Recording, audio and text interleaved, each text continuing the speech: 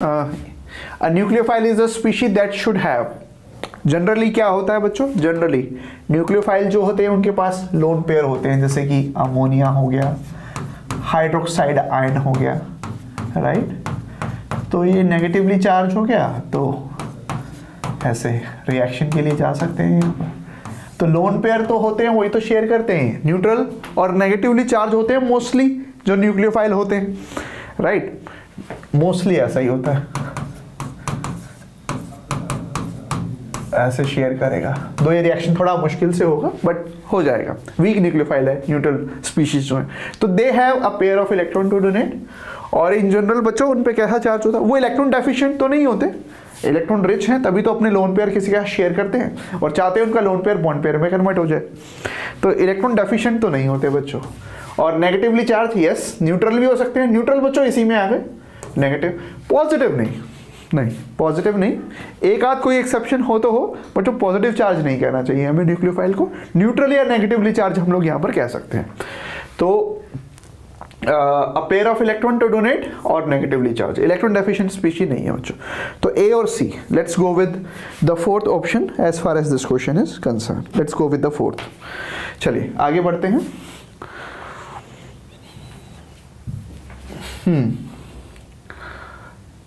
The increasing order of reduction of alkyl halide with zinc and dilute HCl।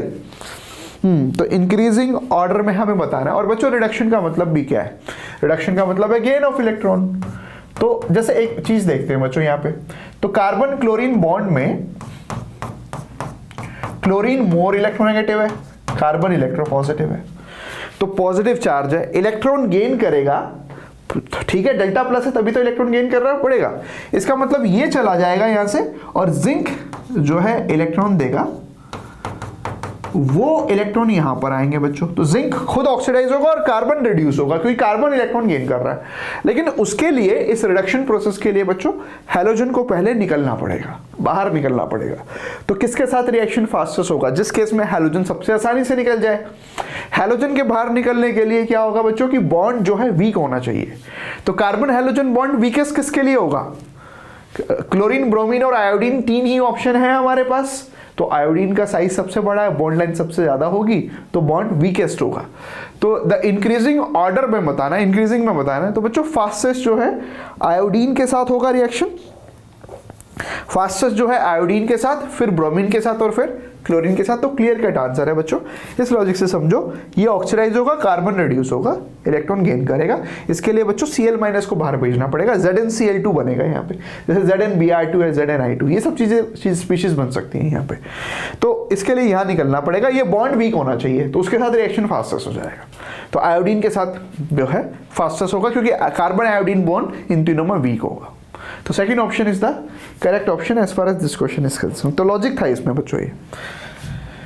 चलिए आगे बढ़ते हैं। Oh interesting question बच्चों, IUPAC name बताना है।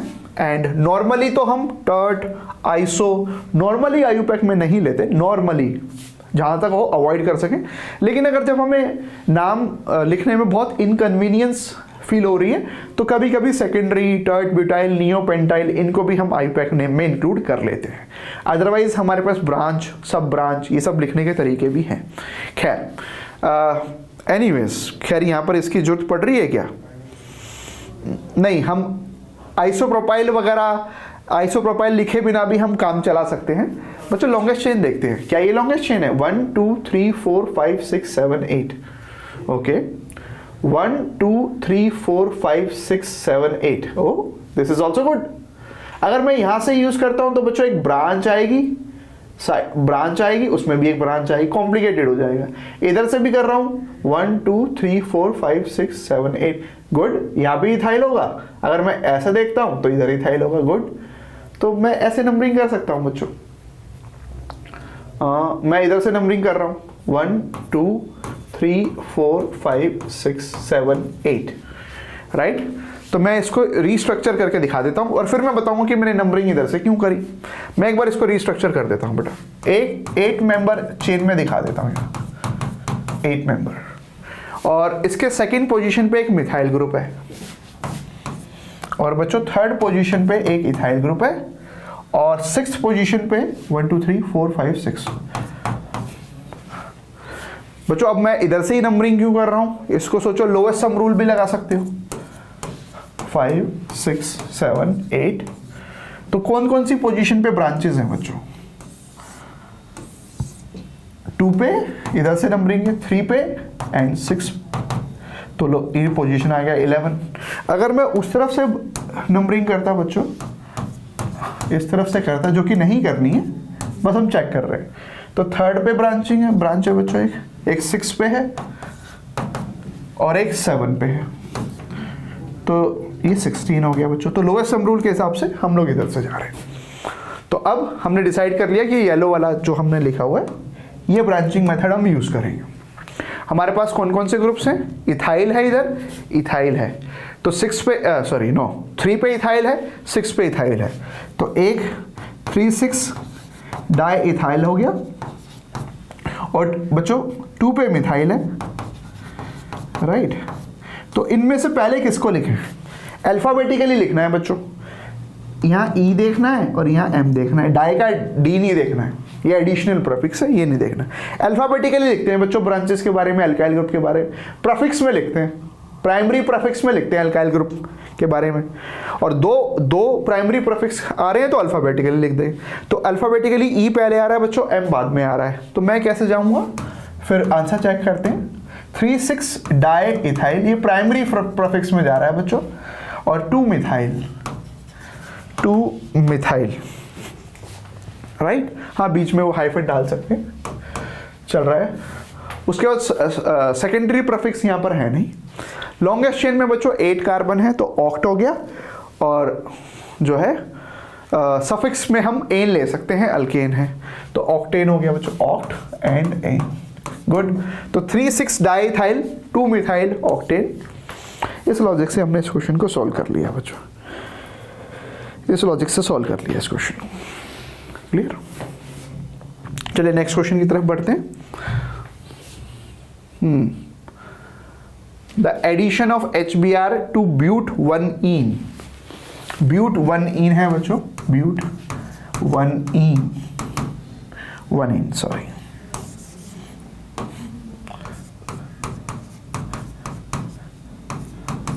तो बच्चों HBr का ये तो अनसिमेट्रिकल अल्कीन हो गई, अनसिमेट्रिकल,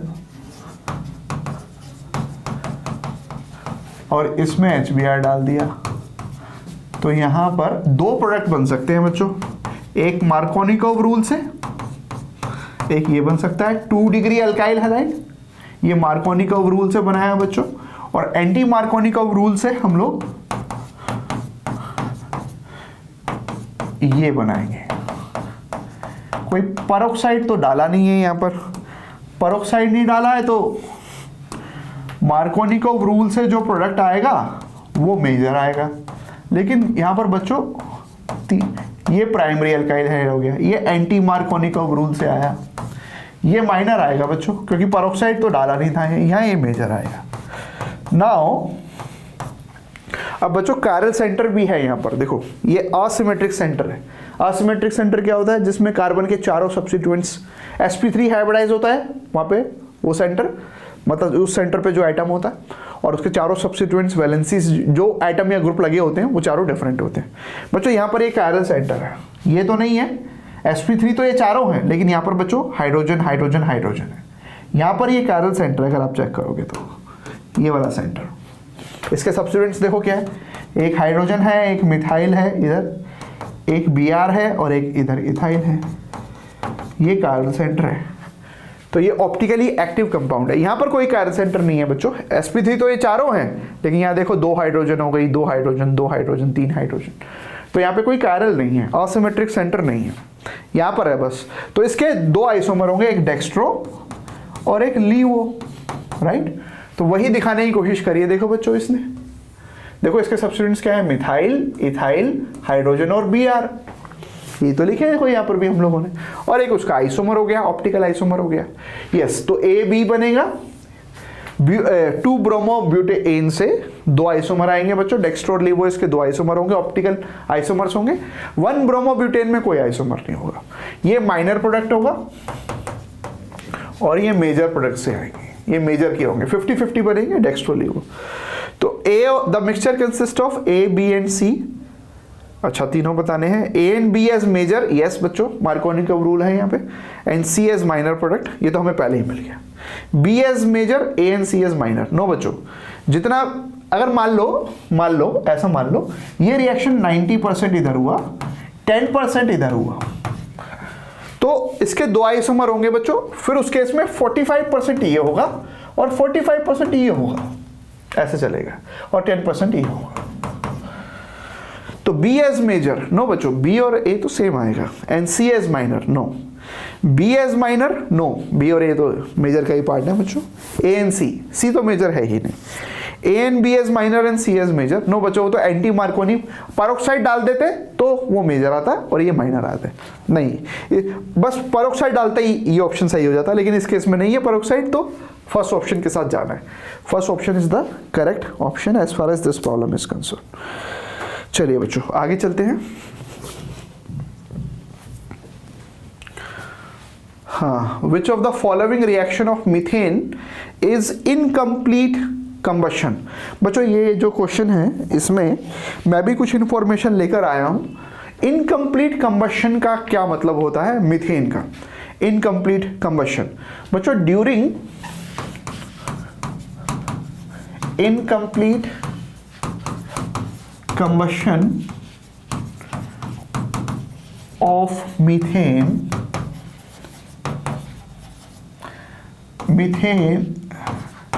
is reacted with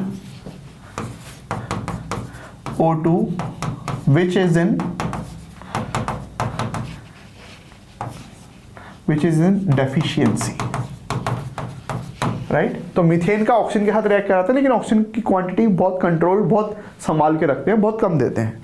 तो उस दौरान क्या होता है बच्चों, ये जो O2 है ये हाइड्रोजन के साथ कंबाइन होकर और बच्चों ऐसे H2O दे देता है।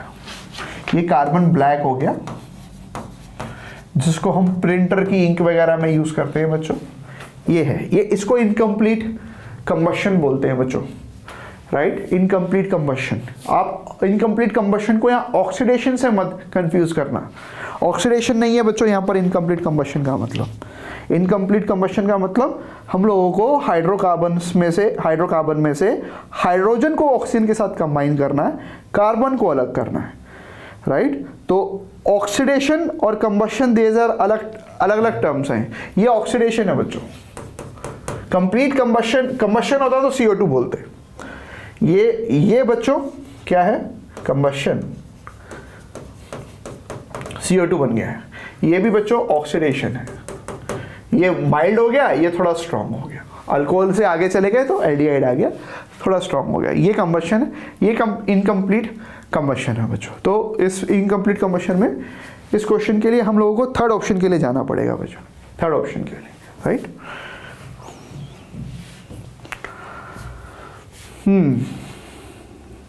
Match the following, boiling point match करने हैं। N pentane, isopentane, neopentane. बच्चों वैल्यू याद नहीं रखनी, बस कंपेयर करना है। तीनों एक दूसरे के आइसोमर हैं। एन पेंटेन एक है बच्चों, आइसोपेंटेन का फॉर्मूला है, आईयूपैक नेम है 2-मिथाइल ब्यूटेन। और एक है बच्चों नियोपेंटेन 2,2-डाइमिथाइल पेंटेन। हम लोगों ने क्या देखा है, इन अल्केन्स अमंग आइसोमर्स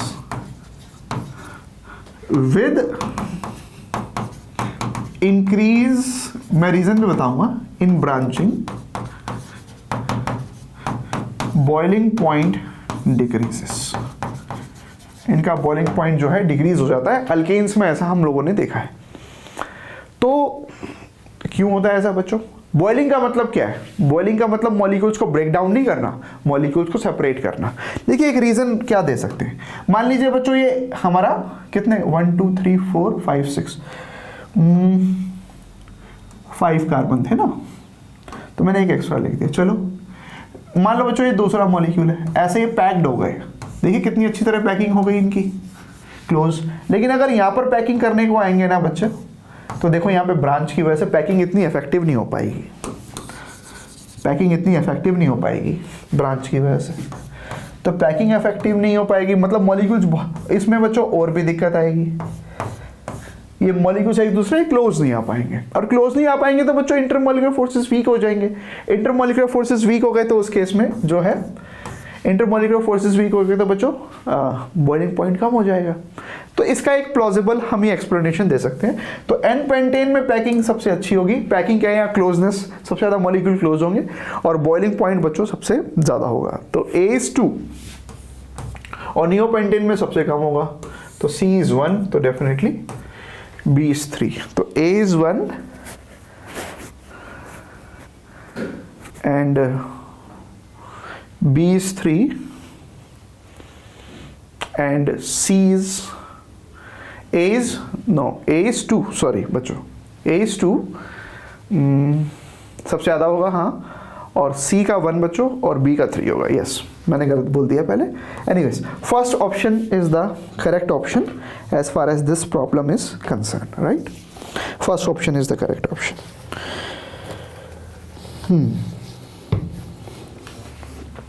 चलिए आगे बढ़ते हैं हम अपने सेशन में।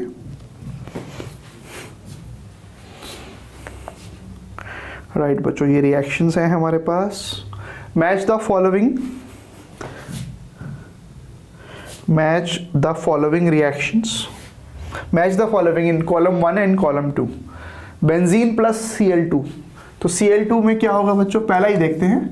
AlCl3 एक लुईस एसिड है, इसके पास एक वेकेंट ऑर्बिटल होता है बच्चों, और यहाँ से ये इसको पुल करके Cl प्लस और AlCl4 माइनस बना देता है, राइट। Cl प्लस एक इलेक्ट्रोफाइल है, एक एक्टिव इलेक्ट्रोफाइल है बच्चों, पॉजिटिवली चार्ज है, जो कि बेंजीन के इलेक्ट्रॉन्स को पुल करके, बच्चों इस रिएक्शन को हम हैलोजिनेशन भी बोल सकते हैं,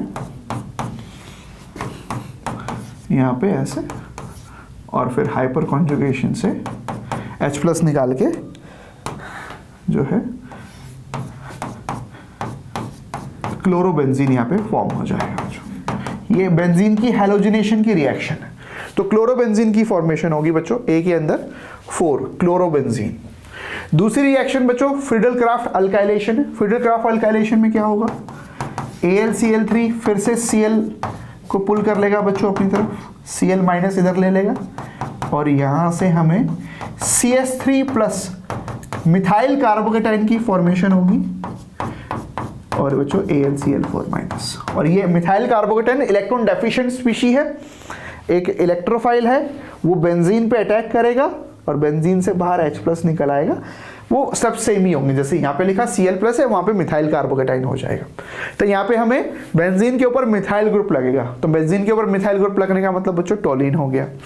तो A जो है हमारा, A जो है बच्चों वो 4 से मैच कर रहा है, B जो है 3 से मैच कर रहा है। थर्ड C देखते हैं बच्चों। C जो रिएक्शन है वो फ्रीडल-क्राफ्ट असाइलेशन है, जिसमें हम असाइल ग्रुप लगाते हैं AlCl3। बच्चों ये फिर से Cl माइनस यहाँ पुल करेगा, और यहाँ पे हमें कार्बोकेटाइन की फॉर्मेशन होगी, जो कि बेंजीन पे जाके अटैक करेगा। जब वो बेंजीन पे जाके अटैक करेगा ना बच्चों, वो स्टेप्स में नहीं दिखा रहा, तो ये बनेगा।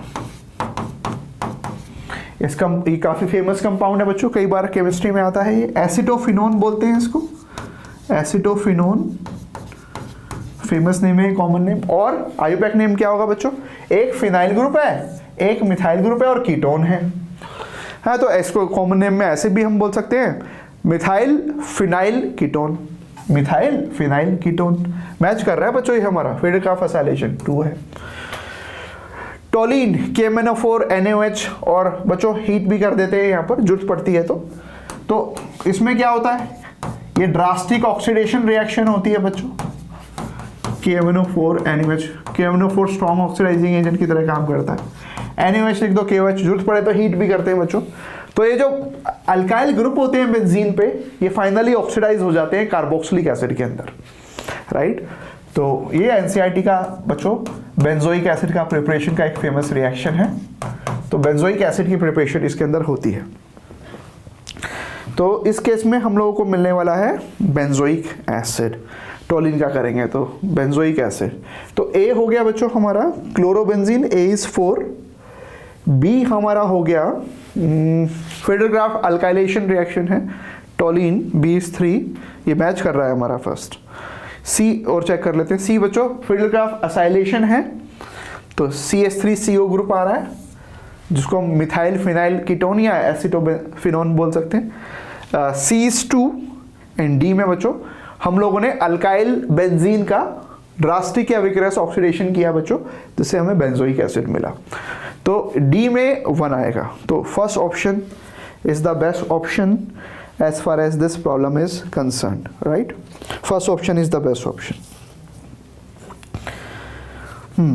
चलिए आगे बढ़ते हैं, आगे बढ़ते हैं बच्चों।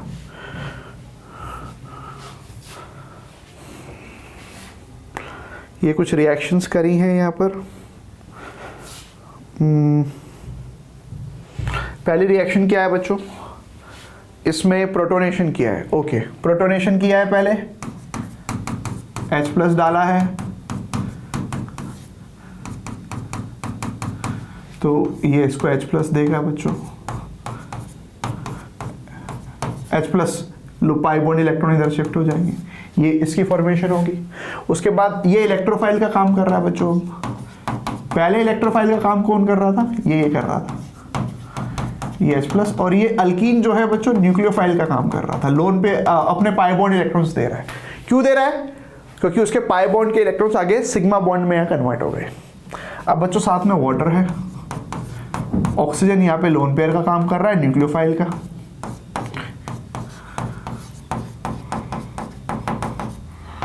तो यहाँ पर ऐसे पॉजिटिव चार्ज आ गया बच्चों, और लास्ट में ऑक्सीजन पे पॉजिटिव चार्ज आ गया, ऑक्सीजन का साइज छोटा हो गया, साइज छोटा होने से उसकी इलेक्ट्रोनेगेटिविटी बढ़ गई।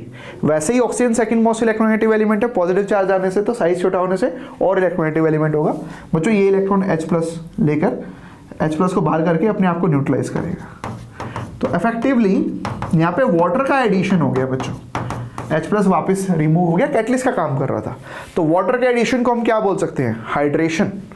तो A is 4, A is 4। Second में क्या हुआ है बच्चों, देखो हाइड्रोजन गैस ऐड हो गई है, हाइड्रोजन गैस ऐड हो गई है। वो कैसे हो रही है ऐड बच्चों, यहां पर पैलेडियम की एक्टिव साइट पे हाइड्रोजन है यहाँ, और ये इसके साथ इंटरेक्ट कर रही है। तो ट्रांजिशन स्टेट में कुछ ऐसा होगा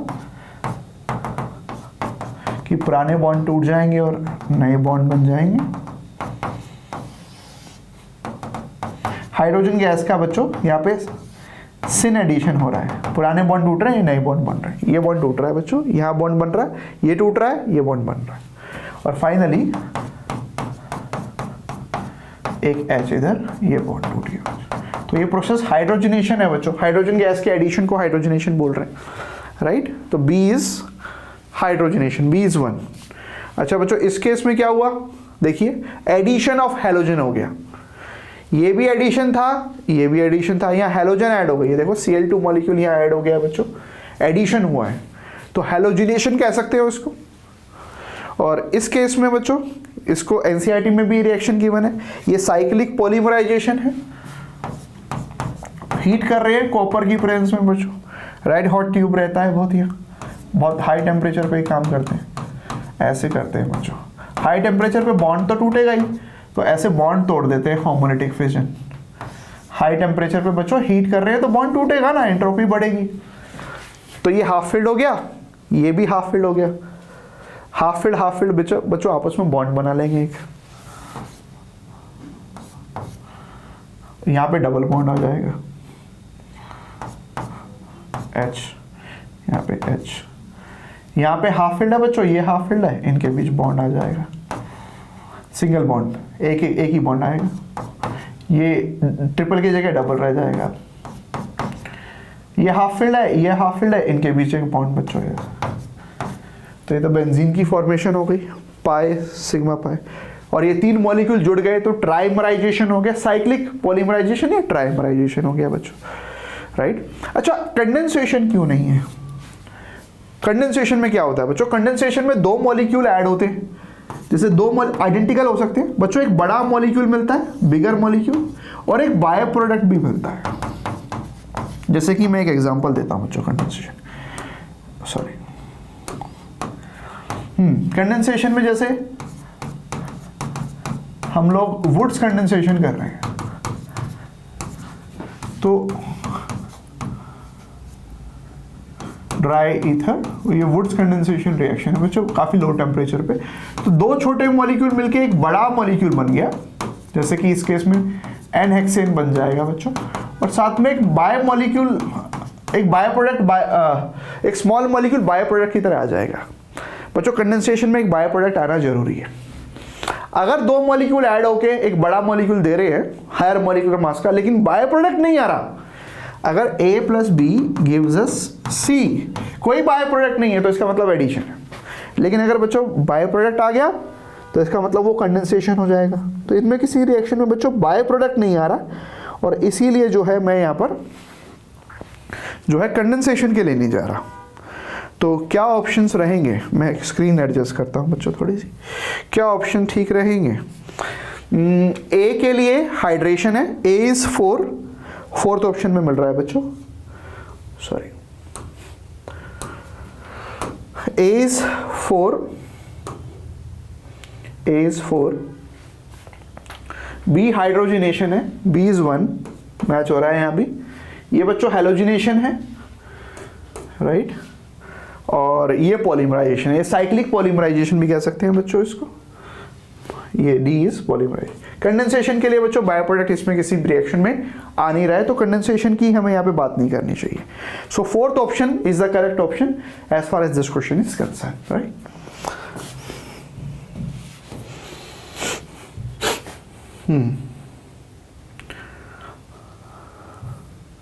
इस क्वेश्चन को देखते हैं बच्चों। Among isomeric pentanes, so there are 5 carbons. तो आइसोमेरिक पेंटेन कौन कौन से होते हैं बच्चों? एक तो एन पेंटेन, एक 2-मिथाइल ब्यूटेन जिसको हम आइसोपेंटेन भी बोल सकते हैं, और एक बच्चों 2,2-डाइमिथाइल प्रोपेन, या फिर जिसको हम कॉमनली नियोपेंटेन भी बोल सकते हैं। Among isomeric pentane two two dimethyl propane has the highest boiling point. नहीं बच्चों, नहीं। अल्केन्स के अंदर तो ब्रांचिंग बढ़ने से बॉइलिंग पॉइंट कम हो जाता है। हमने पिछले भी एक क्वेश्चन में देखा है ऐसा कि ब्रांचिंग बढ़ने से बॉइलिंग पॉइंट डिक्रीज हो जाता है। तो नियोपेंटेन का तो बॉइलिंग पॉइंट सबसे कम होगा इन तीनों आइसोमर में। हाईएस्ट होगा एन पेंटेन का, फिर होगा आइसोपेंटेन का, और लास्ट होगा नियोपेंटेन का, राइट। ये ऑर्डर आएगा, इस लॉजिक से चलेगा। तो ये स्टेटमेंट गलत है बच्चों। और सेकंड कह रहा है रीजन में branching does not effect the boiling point. No, it does, करता है, इफेक्ट करता है। तो ये स्टेटमेंट भी गलत है बच्चों। तो बोथ स्टेटमेंट आर करेक्ट। तो third, both statements and reasons are not correct. Yes बच्चों, third option is the best option as far as this question is concern. Both reasons are incorrect statements.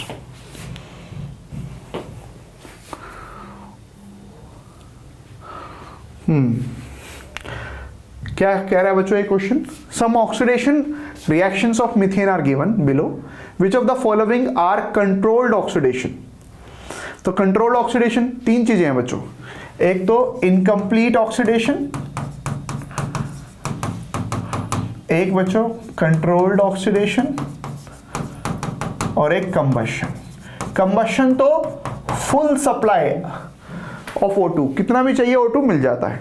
Controlled oxidation में बच्चों हम लोग जो है limited supply रखते हैं O2 की। इनकम्प्लीट में भी बच्चों हम लिमिटेड सप्लाई रखते हैं, लेकिन इनकम्प्लीट में ध्यान रखते हैं कि कार्बन का रिएक्शन O2 के साथ ना हो, तब उसको इनकम्प्लीट बोलते हैं।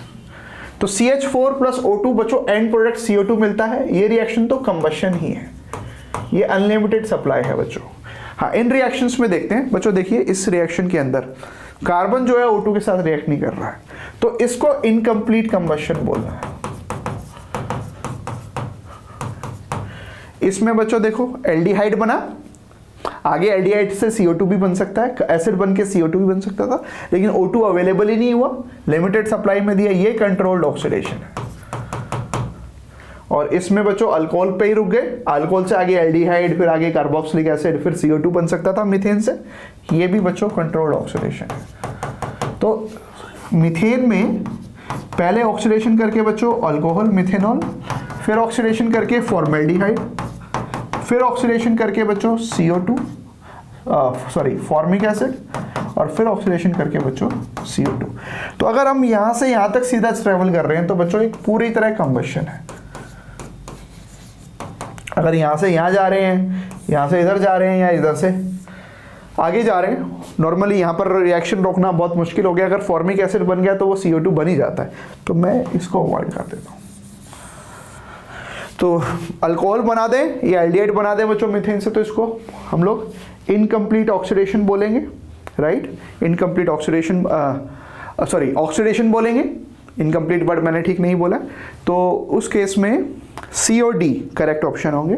Third option is the best option, then third option.